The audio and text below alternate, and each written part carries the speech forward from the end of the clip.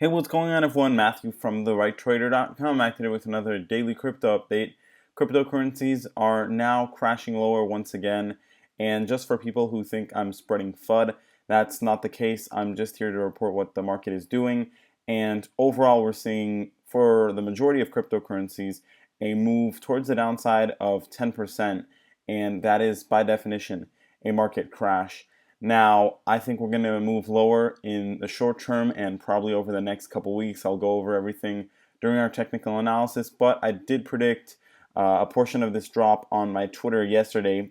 I said that cryptocurrencies were experiencing very concerning price action and that the sharp drop that we saw yesterday put Bitcoin back below its critical support level, and that was kind of that bearish signal that we needed to tell us that we were going to move lower. So at this point, over the next few weeks, I think that we are going to move lower, and after that, we'll see. But we could even see, even after some extended downside, some extended consolidation. So I'm not going to make predictions that far out, but definitely in the shorter term here and a couple weeks out, we're probably going to be heading lower. Now, if we take a look just on the picture that I posted alongside the tweet, you'll see that this price action is a little bit sketchy, right? We have some weird consolidation and then these sharp drops out of nowhere. So manipulation could be at play here. Either way, there's just a huge amount of selling pressure, and no matter the news, we're seeing downside movement, right? Which means that the market really has to complete this cycle, no matter what, and nothing is going to change that, right? No amount of news probably is going to change that. Now, let's jump right into the technical analysis here. Starting off first with Bitcoin, we can see that we dropped below our critical support level of $6,500, and now we're downtrending again on the RSI. So I'll go ahead and draw in that downtrend line. This will probably push us to below the 30 line. We're going to probably dip back below the MACD orange line, which will lead to more downtrend. And however, I think that the third time around we get that crossover, we'll probably be able to move higher from there, but that could be in a while. And like we saw back here, right, we only got a positive crossover after the third time. So history could repeat itself in this case. And zooming back in, we can see that our next support level is actually pretty far out, right? It's actually right at around, $5,000 is a support level, and I do think we'll probably find some support there. So that would be our next stop from here. I do think that we are going to end up moving a little bit lower and bouncing off our longer term uptrend line, which we absolutely do not want to move below. That would be disastrous, but that would be at around 4,500 Satoshis. However, over the next couple weeks, the target area is going to be right over here at around, let's see, that's going to be right at around 4,750 Satoshis. That is the end of our symmetrical triangle formation, and that's the area that we'll probably reach before either breaking out towards the upside or downside, and then that's truly what's going to set the trend in the longer term, right? Because this pattern has been building up over the course of months, right, since the beginning of the year, basically.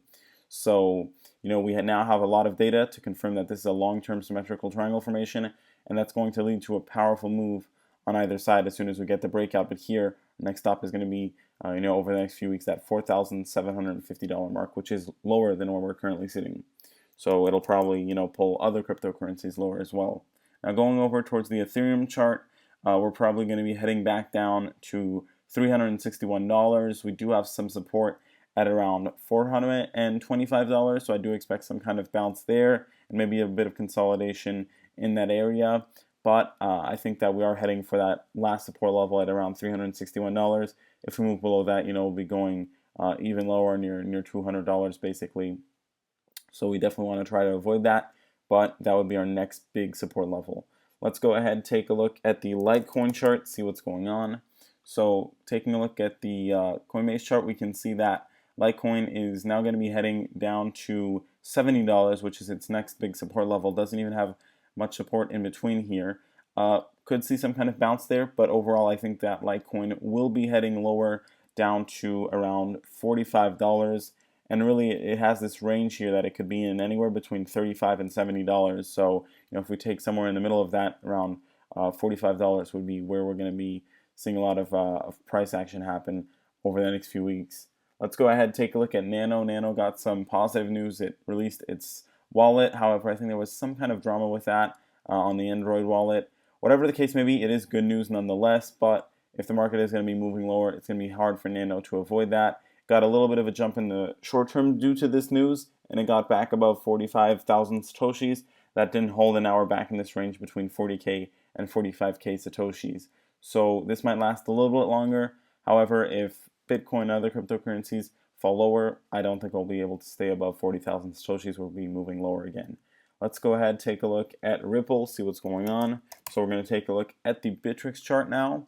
And Ripple is currently right on top of its 49-cent support level. We're probably going to move below that at this point, and our next stop is going to be that breakout area back here, which was at 30 cents. So that's a huge drop. That'll remove all the gains that we've made over the past few months. And unfortunately, that's just what had to happen, right? We didn't come back and ever test this breakout area, and that's not a good sign. That's a sign of euphoria. So now we're paying the consequences of that, which is, this huge pullback, extended pullback down to the breakout area to complete this gap, I think. And so that would be our next support level is 30 cents because we never closed that gap. And normally, based on technical analysis, we do have to eventually close the gap. Let's go ahead, take a look at our next cryptocurrency, which is going to be NEO, and see what's going on. We're going to go over EOS next.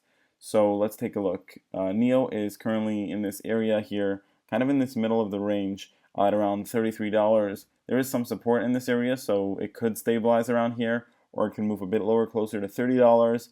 Next big stop, support level that I don't really expect to move below, for now at least, would be $20. So that's really where we could be heading over the next couple weeks. Indicators very bearish right now on the NEO chart. All negative, RSI below the 30 line. So definitely quite a bit of weakness on the indicators, more than some cryptocurrencies out there. Let's go ahead and take a look at EOS next, see what's going on. So going over the Binance chart, we can see that EOS did end up getting a bigger drop here. I was trying to hold up, but I wasn't expecting it to. Like I mentioned in my previous video, we moved back below our big support level of 15,000 Satoshis. Next up is going to be 13,000 Satoshis. Could see some consolidation here. We will end up closing this gap. And I honestly think that since I'm expecting more downside for Bitcoin and everything, that we are going to end up testing our uptrend line over here, closer to 10,000 Satoshis. And that'll really, be a nice big pullback. Let's go ahead and take a look at our next crypto, which is going to be, let's see, next up is Stellar Lumens. And we're going to see what's going on. So taking a look at the Binance chart, we can see that Stellar Lumens is coming up on its uptrend line, and we definitely don't want to move below that. However, since the drop is just beginning, I think that we could end up moving back in the shorter term towards this range here near 2,500 to 3,000 Satoshis. Maybe you might see a little bit of stabilization there, but if we move lower than that, we'll probably be testing that breakout area at 2,000 Satoshis to close the gap, right? And for a lot of these cryptocurrencies, that looks like it's what's going to happen is closing that initial December breakout area that we never ended up testing again. Let's go ahead, take a look at our next crypto, which is going to be Lisk, and see what's going on. So going over the Bittrex chart, we can see that Lisk did move below $6.24 pretty sharply. Now we're going to be moving lower into this $4 range probably, and if we move below $4, next stop is going to be the $2 to $3 area. So more downside ahead, and there are two little bases that are already made where we can find some consolidation. Like I said, one being around $4 and the other one being a little bit closer to $2, and we'll be probably heading in one or two of those, or even if we move significantly lower, all the way down to $2 really. Let's go ahead and take a look at Cardano next, see what's going on. Cardano already experienced a pretty sharp downside, so yeah, that's continuing even more today. Next stop is going to be 2,000 Satoshis, and after that, we're going to be heading right back down to the breakout area at around 1,254 Satoshis. We just crossed back below the 30 line on the RSI, which is bearish, and that's probably a hint towards even more downside. Like I said, let's take a look at our last cryptocurrency of the daily crypto update. That's going to be IOTA, and take a look at what's going on. So going over the Bitfinex chart, we can see that IOTA is indeed moving back towards its support level at around, actually right below $1 at 99 cents. And unfortunately, we're experiencing a very big red candlestick Like I said, if we move below $1, which is looking very likely at this point, and I truly think that we are going to move below $1, we'll have some support after that around 65 cents. But really, our next big support level is going to be all the way down to 33 cents, and I think that's where we're heading next. Just dropped back below the 30 line on the RSI, downtrending on all indicators, not looking good here. I think the next couple of weeks are going to be towards the downside, and really, heading at least down to 65, 50 cents, and potentially even down to 33 cents. So a lot more downside ahead, unfortunately. With that being said, thanks for watching, and I'll see you next time.